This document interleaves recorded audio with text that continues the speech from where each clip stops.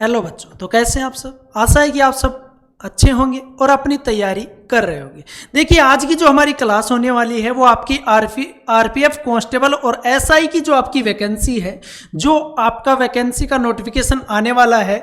वैसे आपको पता लग गया है कि आपकी कितनी वैकेंसी आएंगी, कब से फॉर्म स्टार्ट है, तो उसी को लेकर आज की क्लास होने वाली है, जिसमें हम करने वाले हैं जीके जीएस के प्रीवियस ईयर क्वेश्चन की एग्जाम में पैटर्न क्या रहता है प्रश्न पूछने का, किस प्रकार से जीके के एग्जाम में प्रश्न आते हैं आपके आरपीएफ कांस्टेबल और एसआई में, और साइंस के किस प्रकार से एग्जाम में प्रश्न पूछे जाते हैं, उन्हीं को लेकर आज हम डिस्कस करने वाले हैं। तो ध्यान से देखना, शानदार क्लास होने वाली है, वीडियो में आपको बहुत मजा आने वाला है, तो वीडियो को लास्ट तक देखना है। तो चलिए शुरुआत करते हैं। प्रत्येक प्रश्न को बिना किसी टेंशन के आराम से पढ़ते हुए चलना है, सब कुछ यहीं पर याद होने वाला है, कोई टेंशन वाली बात नहीं रखनी, ठीक है। तो शुरुआत करते हैं पहले प्रश्न से, और पहला प्रश्न आपके सामने है कि निम्नलिखित में से किस समाज सुधारक को वर्ण परिचय नामक पुस्तक लिखी थी, कि कौन समाज सुधारक था जिसने वर्ण परिचय नामक पुस्तक लिखी थी। देखिए, इस पुस्तक के बारे में यदि हम बात करें तो 1885 में यह पुस्तक लिखी गई थी। कब? 1885 में। एक भारतीय समाज सुधारक थे जिनके बारे में यहां पर आपसे प्रश्न में पूछा गया है और हमें आंसर बताना है। तो आंसर क्या होगा? ईश्वर चंद्र विद्यासागर। ऑप्शन बी यहां पर क्या होगा? करेक्ट होगा। देखिए, जो ईश्वर चंद्र विद्यासागर थे ये एक भारतीय समाज सुधारक थे, और इन्हीं के द्वारा 1885 में, कब? 1885 में वर्ण परिचय नामक पुस्तक लिखी गई थी। ये चीज क्लियर हो जानी चाहिए कि भारतीय समाज सुधारक ईश्वर चंद्र विद्यासागर के द्वारा वर्ण परिचय पुस्तक लिखी गई। कब? 1885 में। देखिए, अब यहां पर बात करें हम स्वामी विवेकानंद, जिनके बारे में बताने की आवश्यकता नहीं, आप सभी जानते हैं, लेकिन इनकी एक पुस्तक है जिनके बारे में आपको पता होना चाहिए, वो है कर्म योग। कौन सी है? कर्म योग। देवेंद्र नाथ टैगोर की बात करें तो इनकी एक पुस्तक है ब्रह्म धर्म। कौन सी है? ब्रह्म धर्म। जो इनकी पुस्तक है वो है देवेंद्र नाथ टैगोर की। तो तीन पुस्तक मैंने आपको बताई, तीनों के बारे में पता होना चाहिए किनके द्वारा लिखी गई पुस्तक है। और भारतीय समाज सुधारक प्रश्न की बात कर रहे हैं, ईश्वर चंद्र विद्यासागर के द्वारा जो पुस्तक लिखी गई थी वो आपकी कौन सी है? वर्ण परिचय। कौन सी है? वर्ण परिचय। आ गई बात समझ में? चलिए अगला प्रश्न देखिए, जैन मठ संस्थानों को क्या कहा जाता है? जो जैन धर्म में जो संस्थान है, जो मठ थे उनके, उनको क्या कहा जाता है? तो उनको कहा जाता है, वैसे आपको देखने को मिलेगा बसदी भी कई बार ऑप्शन में आपको मिलता है, और आपके सामने वैसे ऑप्शन में है बसादीस। ऑप्शन डी क्या होगा यहां पर? करेक्ट होगा। जो जैन मठ संस्थान है उनको क्या कहा जाता था? बसादीस कहा जाता था। देखिए, जैन धर्म के बारे में यदि हम बात करें तो जैन धर्म में 24 तीर्थकर हुए थे। कितने हुए थे? 24। पहले कौन थे? प्रथम थे आदिनाथ, और 24वें कौन थे? महावीर स्वामी। कौन थे? महावीर स्वामी जो थे वो 24वें तीर्थकर थे। ठीक है, ये चीजें क्लियर। इसके बाद देखिए, यहां पर आपको ऑप्शन में दिख रहा है श्वेतांबर, और एक आप पढ़ते हो श्वेतांबर, और एक होता है दिगंबर। ठीक है, क्या होता है? दिगंबर। श्वेतांबर के बारे में बात करें तो स्थूलभद्र, ये नाम आपको ध्यान रखना है, स्थूलभद्र, और उनके अनुयायियों को श्वेतांबर कहा जाता है, जो कि श्वेत वस्त्र अर्थात सफेद वस्त्र धारण करते हैं। आ गई बात समझ में? श्वेतांबर से ही पता चल रहा है, जो शुरू के अक्षर है 3, श्वेत मतलब ये सफेद वस्त्र धारण करते हैं, और इसी से आपको ध्यान रखना है श्वेतांबर से स्थूलभद्र। स्थूलभद्र और उसके अनुयायियों को क्या कहा जाता है? श्वेतांबर। दिगंबर की बात करें तो भद्र भाऊ और उनके अनुयायियों को क्या कहा जाता है? दिगंबर कहा जाता है। ये भी आपको ध्यान रखना है। श्वेतांबर और दिगंबर, आगे चलकर जैन धर्म 2 संप्रदायों में विभक्त हुआ था। उन 2 संप्रदायों के नाम है श्वेतांबर और दिगंबर। ठीक है, आपसे ये पूछा जा सकता है कि श्वेतांबर के संस्थापक कौन है, तो स्थूलभद्र, या सीधी सी बात है कि स्थूलभद्र उनके अनुयायियों को श्वेतांबर कहा जाता है, जो कि सफेद वस्त्र धारण करते हैं। और दिगंबर भद्र भाव और उनके अनुयायियों को क्या कहा जाता है, दिगंबर कहा जाता है। ये चीजें आपकी क्लियर होनी चाहिए। आ गई बात समझ में? तो चलते हैं अगले प्रश्न पर। देखिए अगला प्रश्न देखिए, पंचायती राज की त्रिस्तरीय प्रणाली की अनुशंसा पहली बार 1957 में किस समिति द्वारा की गई? अब इस प्रश्न से आपका एक और पॉइंट क्लियर हो गया कि जो पंचायती राज में त्रिस्तरीय प्रणाली है, 3 स्तरीय दो प्रणाली है, उसकी अनुशंसा कब की गई? यहां पर यह भी आपका डाउट क्लियर हो गया। तो कब की गई? 1957 में, जो कि आपको प्रश्न में देखने को मिला है। यह नहीं है कि सिर्फ प्रश्न को पढ़ा, उसका आंसर किया और चीजें क्लियर। देखिए प्रत्येक पॉइंट को समझते हुए चलोगे तो वो चीजें अच्छे से याद रहेंगी, और प्रश्न और आंसर सीधा किया तो वो याद नहीं रहेगा, कम समय तक याद रहेगा। एग्जाम के समय तक आप सब कुछ भूल चुके होंगे, अर्थात जो भी पढ़ा है सब पर पानी फिर चुका होगा। ठीक है, तो यहां पर चीजें क्लियर होनी चाहिए। पहला पॉइंट आपको प्रश्न में देखने को मिलता है कि पंचायती राज की जो त्रिस्तरीय प्रणाली है उसकी अनुशंसा पहली बार 1957 में की गई। और प्रश्न क्या पूछ रहा है हमसे? किस समिति के द्वारा की गई? अब यह हमारा प्रश्न है और हमें इसका आंसर देना है। तो कौन सी समिति थी वो? बलवंत राय मेहता समिति। ऑप्शन ए यहां पर क्या होगा? करेक्ट होगा, बलवंत राय मेहता समिति। देखिए अनुसूचियों से संबंधित बात करें तो पंचायती राज से 11वीं अनुसूची संबंधित है। कौन सी? 11वीं, जो 73वें संविधान संशोधन 1992 के द्वारा ऐड की गई थी, जिसमें 29 सब्जेक्ट हैं, अर्थात 29 विषय हैं। और नगर पालिका नगर निगम से संबंधित बात करें तो आपकी 12वीं अनुसूची है, जो 74वें संविधान संशोधन के द्वारा ऐड की गई थी। ठीक है, क्लियर चीजें। 12वीं में कितने सब्जेक्ट हैं? 18 सब्जेक्ट हैं। कहने का मतलब 18 विषय है। ये चीजें क्यों निकल कर आई हमारे सामने?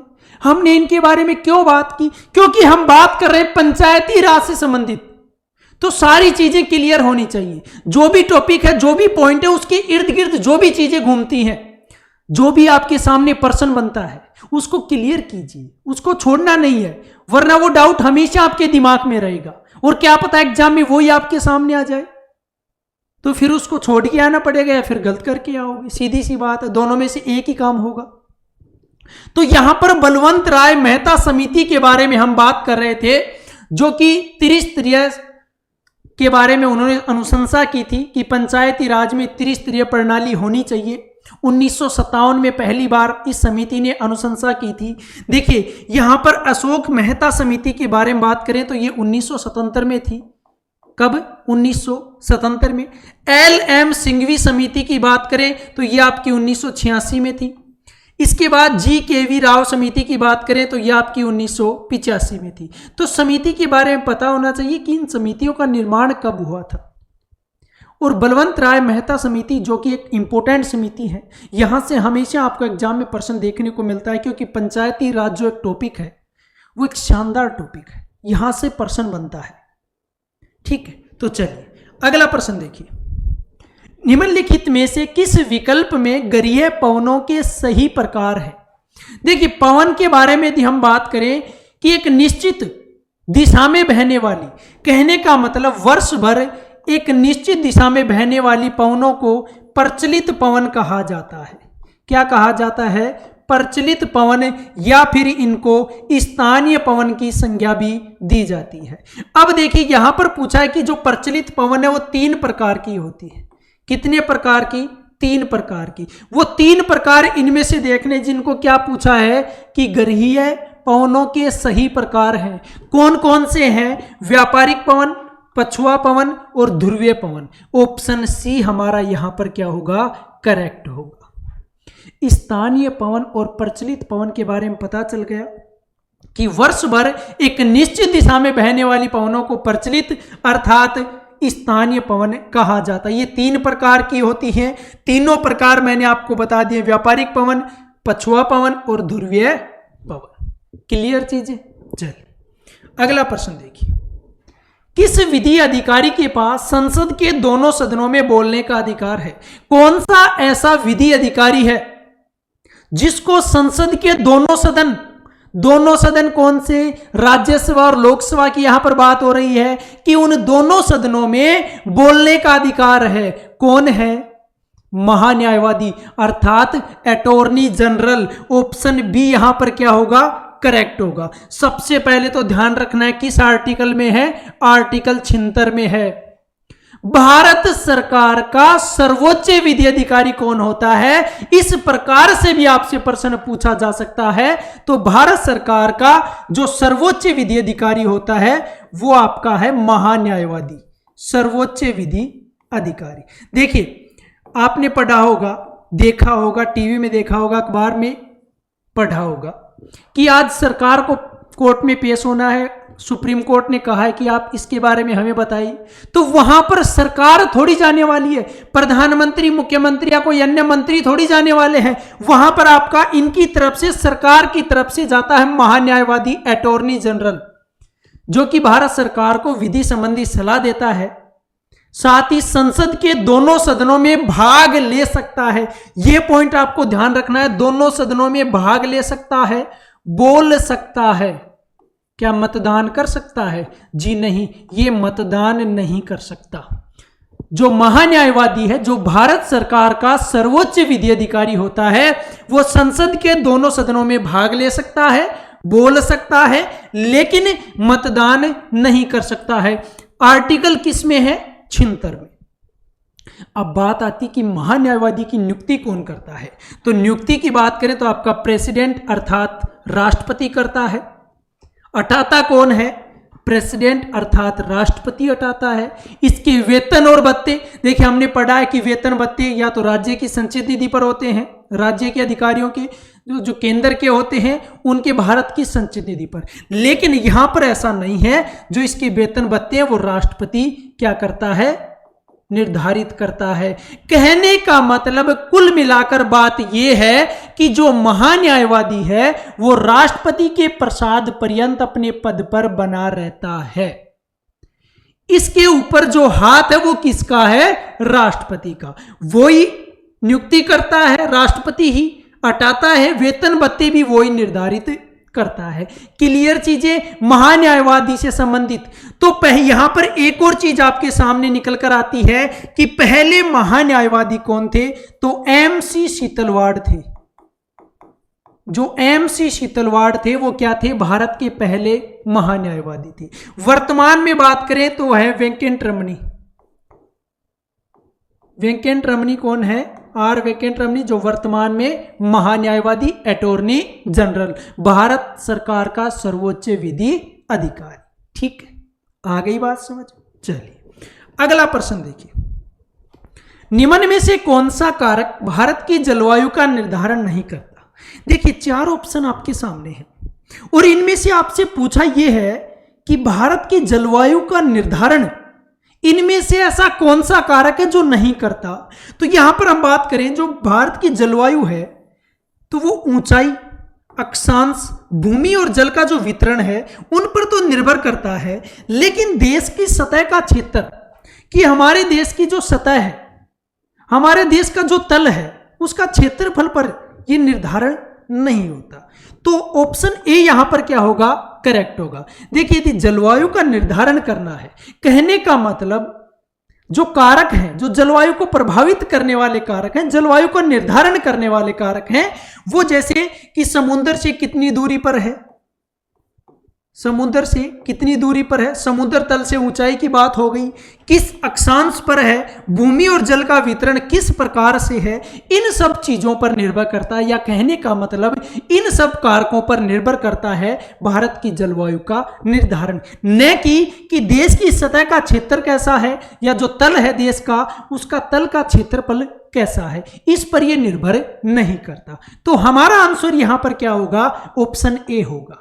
ठीक है, देखिए अगला प्रश्न देखिए, निम्नलिखित में से कौन सा भारतीय राज्य पाइका नृत्य के लिए प्रसिद्ध है। पाइका नृत्य के लिए भारतीय राज्य कौन सा प्रसिद्ध है, तो वो आपका है उड़ीसा। कौन सा है, उड़ीसा। पाइका नृत्य के लिए उड़ीसा है। देखिए यदि हम बात करें सब प्रसिद्ध नृत्यों की, तो एक आपका गरबा नृत्य है, एक आपका घूमर है और एक आपका फाग है। ठीक है, ये प्रसिद्ध नृत्य हैं, इनके बारे में आपको पता होना चाहिए। ये किस राज्य से संबंधित है, किस राज्य से बिलोंग करते हैं। गरबा की यदि हम बात करें तो गुजरात का है, घूमर की बात करें तो आपका राजस्थान का है, साथ में फाग नृत्य की बात करें तो हरियाणा का प्रसिद्ध है। किसका है, हरियाणा का। तो ये आपको ध्यान रखना है कि किस राज्य से प्रसिद्ध नृत्य है। गरबा कहाँ का है, गुजरात का है, सभी को पता होगा लगभग, क्योंकि फेमस है। घूमर भी फेमस है, राजस्थान का है। फाग नृत्य फेमस है, कहाँ का है, हरियाणा का। और बात किसकी कर रहे थे, पाइका नृत्य की। तो पाइका नृत्य किससे संबंधित है, उड़ीसा का प्रसिद्ध नृत्य है। ठीक है, चलिए अगला प्रश्न देखिए, रोलेट एक्ट पारित किए जाने के समय ब्रिटिश भारत का वायसराय कौन था। रोलेट एक्ट के बारे में यदि हम बात करें तो यह पारित हुआ था 1919 में। कब, 1919 में। उस समय ब्रिटिश वायसराय थे लॉर्ड चेम्सफोर्ड थे। ऑप्शन ए क्या होगा, करेक्ट होगा। आंसर पता चल गया। अब इस रोलेट एक्ट के बारे में यदि हम बात करें तो ब्रिटिश वायसराय थे लॉर्ड चेम्सफोर्ड। इनके समय में ही सर सिडनी रोलेट की अध्यक्षता में यह केंद्रीय विधान परिषद से पास हुआ था। ठीक है, इसमें क्या था, ये एक ऐसा एक्ट था जिसके द्वारा अंग्रेज किसी भी भारतीय को बिना कोई केस जेल में डाल सकते थे, बिना किसी कोर्ट की अनुमति के या फिर बिना किसी केस के भी वो कोर्ट में डाल देते। लेकिन इसको यहां पर क्या कहा गया वो आपके लिए इंपॉर्टेंट है। इसको कहा गया बिना वकील बिना दलील का कानून कहा गया। क्या कहा गया, बिना वकील बिना दलील का कानून कहा गया। साथ ही भारतीय जनता ने रोलेट एक्ट को काला कानून की संज्ञा दी। किसकी संज्ञा दी, काला कानून की संज्ञा दी कि आप किसी भी व्यक्ति किसी को भी उठाओ, चाहे उस पर केस हो या ना हो, उसको उठाया जेल में डाल दिया तो एक काला कानून ही हुआ। न तो कोई मुकदमा चल रहा, न कोई दलील दी जा रही कि मैंने ऐसा नहीं किया, मेरी भी सुन लीजिए, किसी की नहीं सुनी जा रही, उसको उठाया और जेल के अंदर डाल दिया। तो ध्यान ये रखना है कि किसकी अध्यक्षता में, सर सिडनी रोलेट की अध्यक्षता में। उस समय वायसराय कौन थे, लॉर्ड चेम्सफोर्ड थे। कौन थे, लॉर्ड चेम्सफोर्ड। ये आपको ध्यान रखना है। ठीक है, चलिए अगला देखिए, हम्पी का विरूपाक्ष मंदिर किसे समर्पित है। जो हम्पी में है किसका मंदिर है, विरूपाक्ष मंदिर। कौन से भगवान को समर्पित है, तो किसको है, भगवान शिव को। ऑप्शन ए क्या होगा यहां पर, करेक्ट होगा। देखिए विक्रमादित्य द्वितीय की हम बात करते हैं, विक्रमादित्य द्वितीय। ठीक है, इनकी पत्नी थी। ठीक है, इनकी पत्नी के द्वारा इसका निर्माण किया गया था कर्नाटक के वेलोर जिले में। कौन से जिले में, वेलोर जिले में, तुंगभद्रा नदी के किनारे, तुंगभद्रा नदी के किनारे हम्पी में इस विरूपाक्ष मंदिर का निर्माण किया गया। और ये विरूपाक्ष मंदिर जो है किससे संबंधित है, अर्थात कहने का मतलब यह है कि कौन से भगवान से संबंधित है, तो यह आपके भगवान शिव से संबंधित है। तो यहां से आपसे पूछा जा सकता है कि किसके द्वारा निर्माण किया गया, कहां पर इसका निर्माण किया गया। कर्नाटक के वेलोर जिले में तुंगभद्रा नदी के किनारे पर हम्पी में इसका निर्माण किया गया, विरूपाक्ष मंदिर का। ठीक है, देखिए अगला प्रश्न है, सूरत से होकर बहने वाली नदी निम्न में से कौन सी है? सूरत से होकर बहने वाली इनमें से कौन सी नदी है? तो कौन सी आपकी? ताप्ती नदी। ऑप्शन डी यहां पर क्या होगा? करेक्ट होगा। देखिए ताप्ती नदी जो है वो सूरत से होकर बहने वाली नदी है। इसमें आगे चलकर गुजरात में इस पर एक बांध है, उकाई बांध। कौन सा है? उकाई बांध। तो ये आपको ध्यान रखना है, सीधा सीधा एग्जाम में प्रश्न पूछा जा सकता है कि उकाई बांध, कौन सा बांध? उकाई जो बांध है वो किस नदी पर बनाया गया है और किस राज्य में स्थित है, ये आपको पता होना चाहिए। तो उकाई बांध जो है वो ताप्ती नदी पर है और किस राज्य में है? गुजरात राज्य में। ठीक, चलिए अगला प्रश्न देखिए, केंद्रीय धान अनुसंधान संस्थान निम्न में से किस शहर में स्थित है? धान मतलब चावल, सभी जानते होंगे। तो केंद्रीय जो चावल अनुसंधान संस्थान है भारत के किस शहर में स्थित है? तो ये स्थित है कटक में। ऑप्शन ए क्या होगा? करेक्ट, कटक उड़ीसा में। ठीक है, इसके बाद यहां पर कुछ हम और बात करते हैं। भारतीय गन्ना अनुसंधान संस्थान की बात करें तो आपका लखनऊ यूपी में है। भारतीय गन्ना अनुसंधान संस्थान कहां पर है? लखनऊ उत्तर प्रदेश में। इसके बाद गन्ना के बाद हम बात करें तो आपका आता है आलू। ठीक है, केंद्रीय आलू अनुसंधान संस्थान जो है वो आपका कहां पर है? शिमला में। कहां पर है? शिमला, हिमाचल प्रदेश में। ये आपको ध्यान रखना है। इसी के साथ एक आता है आपका दलहन, भारतीय दलहन अनुसंधान संस्थान, वो आपका कानपुर उत्तर प्रदेश में है। ये चार आपको ध्यान रखने इंपॉर्टेंट हैं। कौन कौन से हैं एक बार फिर से इनको देख लीजिए कि केंद्रीय धान अनुसंधान जो संस्थान है वो कटक उड़ीसा में है। ठीक है, इसके बाद बात करें गन्ना अनुसंधान संस्थान लखनऊ उत्तर प्रदेश में है, दलहन अनुसंधान संस्थान कानपुर उत्तर प्रदेश में है और केंद्रीय आलू अनुसंधान संस्थान शिमला हिमाचल प्रदेश में है। ठीक है, क्लियर चीजें ध्यान रखना। ये चारों जो अनुसंधान संस्थान है ये इंपॉर्टेंट है। देखिए अगला प्रश्न देखिए, निम्नलिखित में से कौन सा संविधान के अनुसार भारत में पंचायती राज व्यवस्था का हिस्सा नहीं है? अभी भी बात कर रहे थे हम पंचायती राज से संबंधित ही। एक और प्रश्न आपके सामने आया है कि भारत में पंचायती राज व्यवस्था का हिस्सा नहीं है संविधान के अनुसार। तो देखिए त्रिस्तरीय पंचायती की अभी हम बात करके आए थे और वही प्रश्न उसी प्रकार से आपके सामने प्रश्न पूछा है। उन तीन स्तरों में ही आपसे प्रश्न पूछा गया है कि एक तो होता है ग्राम पंचायत, एक होती है पंचायत समिति, एक होती है जिला पंचायत या जिला परिषद।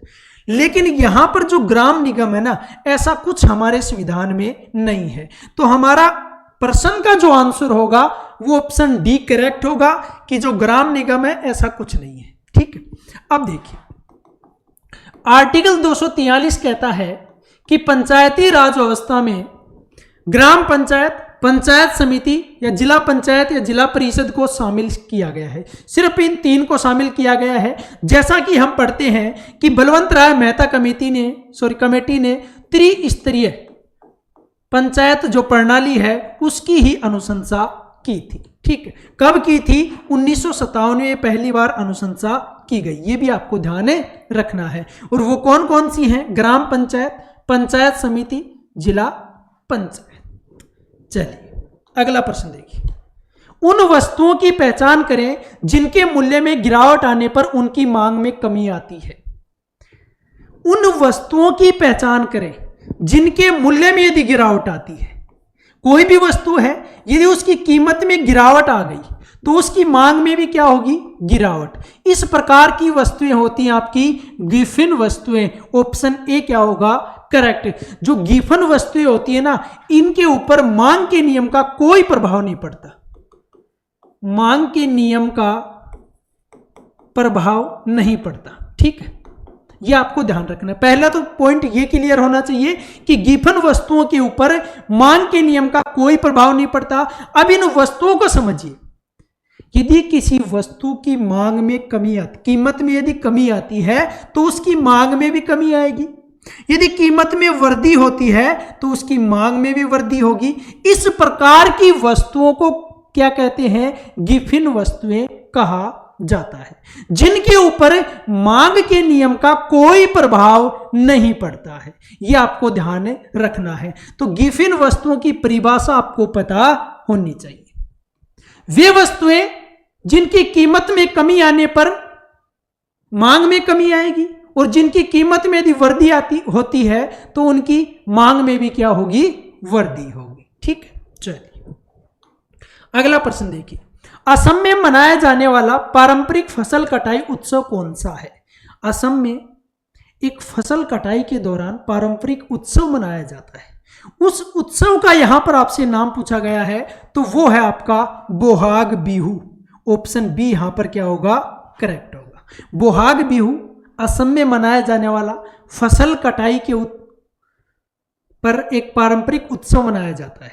ठीक है, किसमें, असम में। यहां पर एक दिख रहा है ऑप्शन आपको, टूसू पर्व किस राज्य से संबंधित है? यह आपका झारखंड से संबंधित है। किससे है? झारखंड से संबंधित है टूसू पर्व। आगे ही बात समझिए। पोंगल के बारे में बात करें तो तमिलनाडु का है। कौन से राज्य का है? तमिलनाडु का। यह भी आपको ध्यान रखना है। ठीक है, चलिए अगला प्रश्न देखिए। सहायक संधि की प्रणाली को स्वीकार करने वाला पहला भारतीय मूल का शासक कौन था?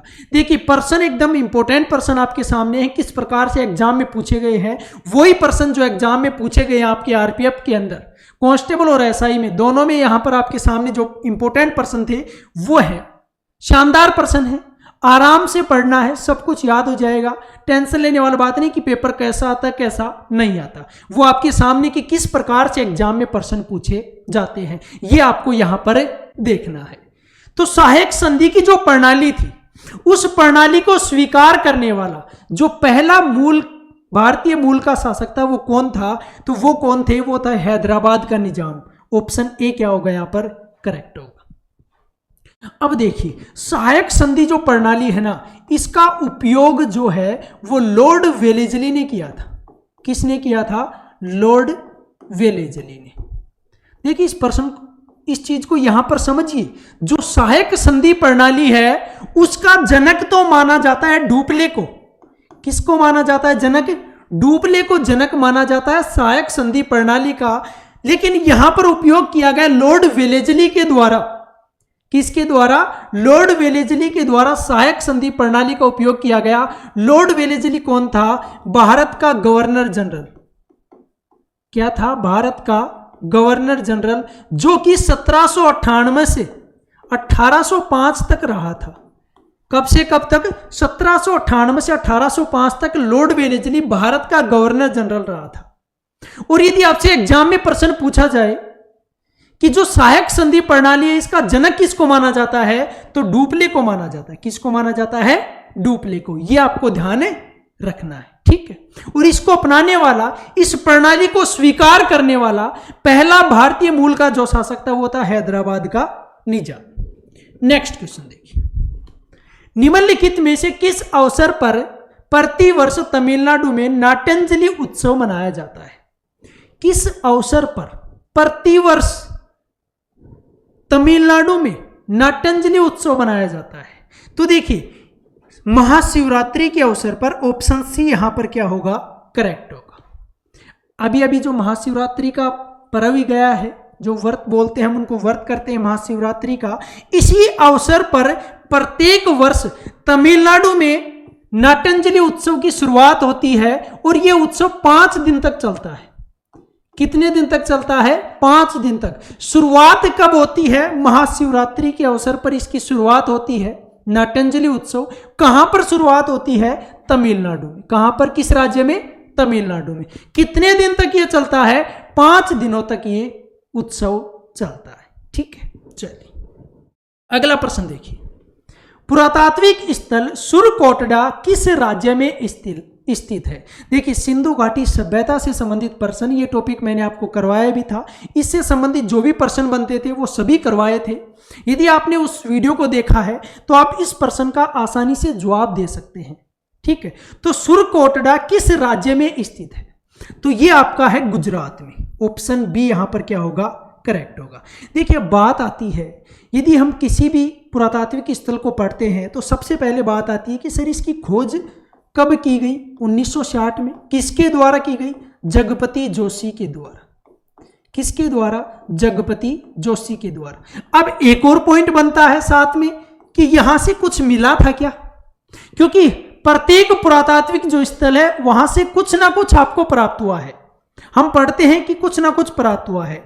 अब सुरकोटड़ा से क्या प्राप्त हुआ है? घोड़े की अस्थियों के अवशेष प्राप्त हुए हैं। घोड़े की अस्थियों के अवशेष जो है वो कहां से प्राप्त हुए हैं? गुजरात में एक स्थल है सुरकोटड़ा, जिसको सुरकोटड़ा भी बोला जाता है, सुरकोटड़ा भी बोला जाता है, जिसकी खोज सर्वप्रथम 1960 में जगपति जोशी के द्वारा की गई। देखिए यहां पर राजस्थान की बात करें तो राजस्थान में भी एक पुरातात्विक स्थल है कालीबंगा। कौन सा है? कालीबंगा। इसका मतलब क्या होता है? काले रंग की चूड़ियां। क्या होता है? काले रंग की चूड़ियां। ठीक है, यह आपको ध्यान रखना है। कालीबंगा से जुते हुए खेत के साक्ष्य मिले हैं, यह आपको ध्यान रखना है। अब मैं यहां पर आपसे एक प्रश्न पूछ रहा हूं। यहां पर आपको एक राज्य का नाम दिख रहा है पंजाब। अब प्रश्न ये है आपके सामने कि पंजाब में कौन सा पुरातात्विक स्थल है, यह आपको कमेंट बॉक्स में बताना है। पंजाब जो राज्य है उसमें कौन सा पुरातात्विक स्थल प्राप्त हुआ है? 3 अक्षरों का ये नाम है, वहां पर भी आपको 3 अक्षरों का एक नाम है, जो पुरातात्विक स्थल का नाम है वो वहां पर पंजाब में खोजा गया था। ठीक, चलिए अगला देखिए। निम्न में से किस वेद को कर्मकांड ग्रंथ के रूप में जाना जाता है? कर्मकांड ग्रंथ के रूप में किस वेद को जाना जाता है? तो यजुर्वेद को जाना जाता है। ऑप्शन ए यहां पर क्या होगा? करेक्ट होगा। देखिए कर्मकांड की जो विधियां हैं, जो नियम है, उनका उल्लेख है यजुर्वेद में। और साथ में यजुर्वेद के बारे में बात करें तो यजुर्वेद जो है वो गद और पद दोनों में लिखा गया है। यजुर्वेद गद और पद दोनों में लिखा हुआ है। यजुर्वेद में जो मंत्र हैं या यजुर्वेद में यज्ञ के जो मंत्र हैं, उन यज्ञ के मंत्रों को जो पढ़ने वाला ब्राह्मण है या पढ़ने वाले व्यक्ति को अर्धवर्यु बोला जाता है। क्या कहा जाता है? अर्धवर्यु कहा जाता है। यह आपको ध्यान रखना है। सामवेद के बारे में बात करें तो संगीत से संबंधित है। किससे संबंधित है? संगीत से। ऋग्वेद जो है वो सबसे पुराना वेद है। सबसे पुराना वेद कौन सा है? ऋग्वेद। ठीक है। यजुर्वेद की खासियत है, दोनों पदों में लिखा गया है, गद्य में भी और पद्य में भी। ये आपको ध्यान रखना है। ऐसा कौन सा वेद है जो गद्य और पद्य दोनों में लिखा गया है? तो वह आपका आंसर होगा उसमें यजुर्वेद। कौन सा होगा? यजुर्वेद। ठीक है, अगला देखिए प्रश्न। लोरिया नंदनगढ़ स्तंभ किसमें स्थित है या कहां पर स्थित है? किसकी बात कर रहे हैं? लोरिया नंदनगढ़ स्तंभ की बात कर रहे हैं, जो कि चंपारण में स्थित है। ऑप्शन सी यहां पर क्या होगा? करेक्ट होगा। अब देखिए लोरिया नंदनगढ़ स्तंभ जो है इसका निर्माण मौर्य सम्राट अशोक के द्वारा किया गया था। किसके द्वारा किया गया था? मौर्य सम्राट अशोक के द्वारा। और इसमें बलुआ पत्थर का उपयोग किया गया है। किसका उपयोग किया गया है? बलुआ पत्थर का उपयोग किया गया है। मौर्य सम्राट अशोक के द्वारा निर्मित है लोरिया नंदनगढ़ स्तंभ, जो कि चंपारण में स्थित है। और इसमें जो उपयोग किया गया वो बलुआ पत्थर का। किसका उपयोग किया गया? बलुआ पत्थर का इसमें उपयोग किया गया है। ठीक है, देखिए अगला प्रश्न। इकोनॉमी से शानदार प्रश्न आपके सामने है, महत्वपूर्ण प्रश्न है कि निम्नलिखित में से कौन जनता के पास मौजूद मुद्रा को दर्शाता है? इनमें से कौन सा ऑप्शन है जो जनता के पास जो मुद्रा है उसको दर्शाता है? देखिए मुद्रा के मापक 4 प्रकार हैं। एक आपका M1 है, एक M2, एक M3 और एक M4। यहां पर जो जनता के पास मौजूद मुद्रा को दर्शाता है वो आपका M1 है। ऑप्शन ए क्या होगा यहां पर? करेक्ट होगा। पहले आंसर क्लियर हो गया। आ गई बात समझ में कि इस प्रश्न का आंसर क्या है, वो आपको समझ में आ गया। अब देखिए M1 क्या होता है? M1 को नैरो मुद्रा भी बोला जाता है। क्या बोला जाता है? नैरो मुद्रा भी कहा जाता है M1 को। अब इस प्रश्न से ही समझ लीजिए कि M1 होता क्या है कि जनता के पास मौजूद मुद्रा को दर्शाता है।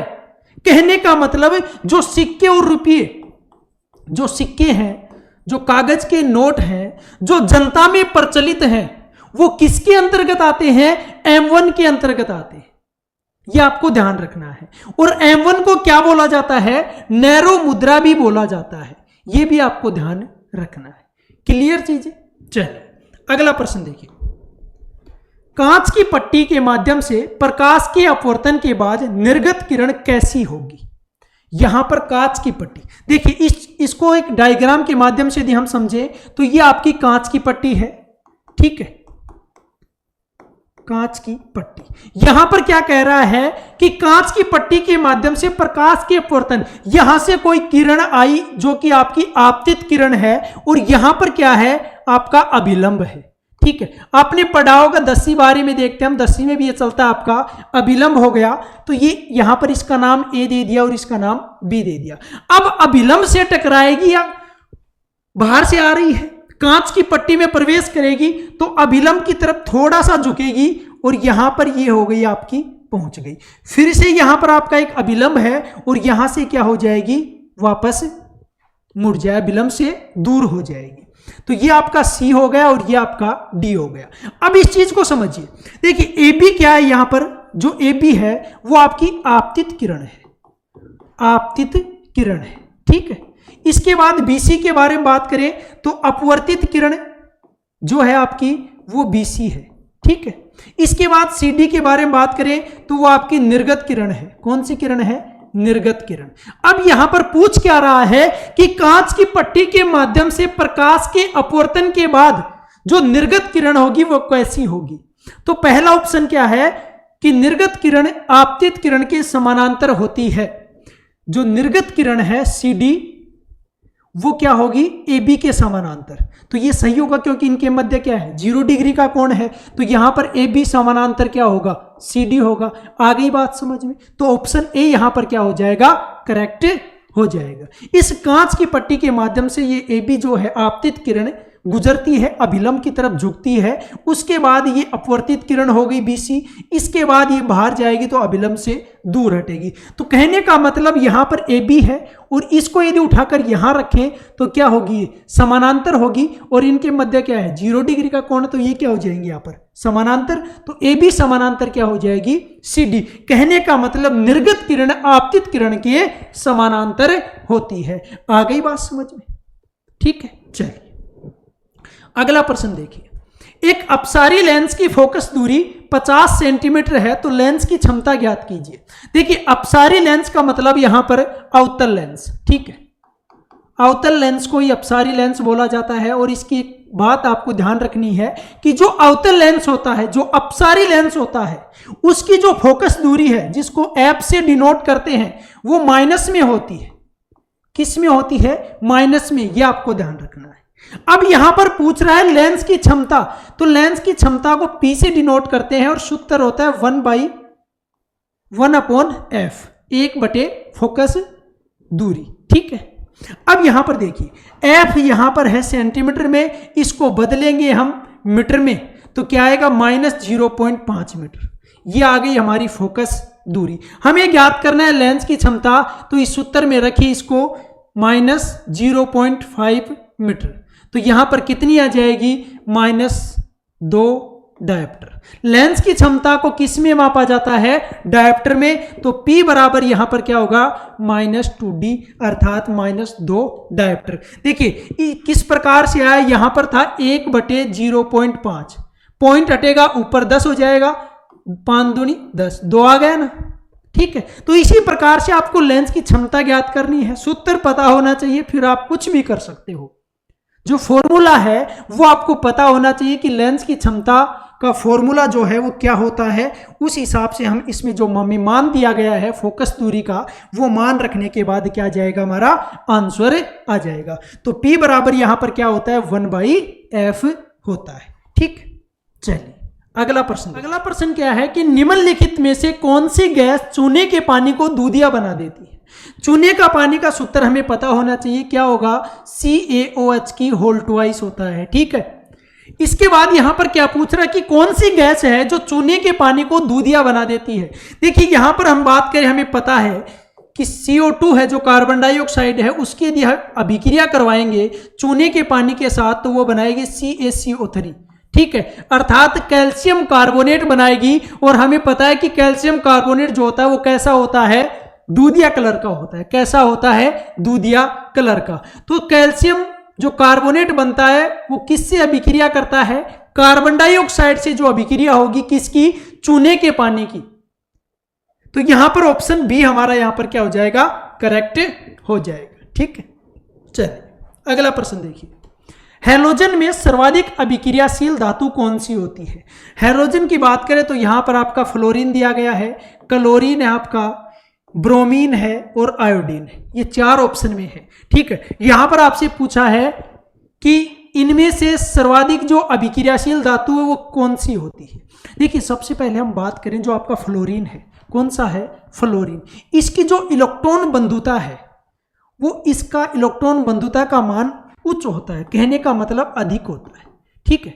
और इलेक्ट्रॉन बंधुता इसकी अधिक है, यही वजह है कि इलेक्ट्रॉन ग्रहण करने की क्षमता रखती है, ठीक है। इसी वजह से फ्लोरीन की जो अभिक्रियाशीलता है वो सबसे ज्यादा होती है। ऑप्शन ए यहां पर क्या होगा, करेक्ट होगा। फ्लोरीन की सबसे ज्यादा अभिक्रियाशील धातु है हैलोजनों में, ठीक है। अगला प्रश्न देखिए, जब लिटमस को बोरेक्स के विलयन में मिलाया जाता है तो यह हो जाता है लाल, नारंगी, नीला और गुलाबी। देखिए हमने पढ़ा होगा कि क्षार पदार्थ में लाल लिटमस को नीला कर देता है। क्षार क्या कर देता है, लाल लिटमस को नीला कर देता है, ठीक, ऐसा पढ़ा है हमने, हमें पता है इसके बारे में। लेकिन यहां पर ऐसा नहीं पूछ रहा, यहां पर क्या पूछा है कि बोरेक्स के विलयन में यदि मिलाया जाता है लिटमस को तो वो कैसा कर देगा उसको। बोरेक्स कैसा होता है यह हमें पता होना चाहिए। बोरेक्स एक क्षारीय पदार्थ है, कैसा है, क्षारीय पदार्थ। अब क्षारीय पदार्थ में लिटमस मिला रहे हैं तो आपको पता है कि लाल लिटमस को क्षार क्या कर देता है, नीला कर देता है। तो हमारा ऑप्शन होगा सी, नीला। कैसा हो जाएगा, लिटमस नीला हो जाएगा। क्यों, क्योंकि जो बोरेक्स होता है वो एक क्षारीय पदार्थ है जो कि लाल लिटमस को कैसा कर देगा, नीला कर देगा, ठीक है। तो ये थे हमारे आज की क्लास के सभी महत्वपूर्ण प्रश्न हैं। वीडियो कैसा लगा, ये क्लास कैसी लगी, प्रश्न कैसे लगे, ये आपको कमेंट बॉक्स में बताना है और अपने दोस्तों के साथ ज़्यादा से ज़्यादा वीडियो को शेयर करना है। यदि आपको वीडियो अच्छी लगी तो वीडियो को लाइक करें। कोई भी आपका डाउट है कमेंट करना कि किस प्रकार से क्वेश्चन लगे, किस प्रकार से क्वेश्चन आते हैं, आपको पता लग गया होगा, ठीक है। और अपने दोस्तों के साथ इसको शेयर कर। यदि आप चैनल पर नए हैं तो चैनल को सब्सक्राइब करना न भूलें, बेल आइकन प्रेस कर लें ताकि प्रत्येक क्लास का नोटिफिकेशन आपको प्राप्त हो सके। धन्यवाद।